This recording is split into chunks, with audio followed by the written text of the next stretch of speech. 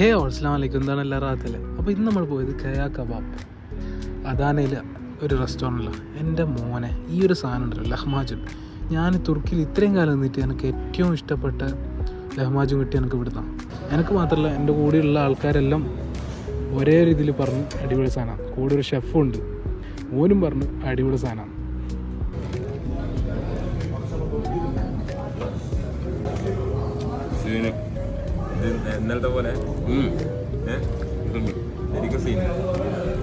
രണ്ടാം നമ്മൾ ഓർഡർ ചെയ്തത് ദുറുമ, അദാന ദുറുമ അദാന കബാബ് ആയിരിക്കും അതിൻ്റെ ഉള്ളിൽ.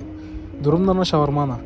ഈ അദാന കബാബിൻ്റെ പ്രത്യേകത എന്ന് പറഞ്ഞാൽ അത് സ്പൈസ്ഡ് ആയിരിക്കും. നോർമൽ ഉർഫ കബാബ് അതൊക്കെ നോൺ സ്പൈസ്ഡ് ആണ്. അപ്പോൾ ഇതിനൊരു മീറ്റിൻ്റെ ഫ്ലേവർ ഉണ്ടാവും, പിന്നെ ആ സ്പൈസിൻ്റെ ഫ്ലേവർ നല്ല രസമുണ്ട്.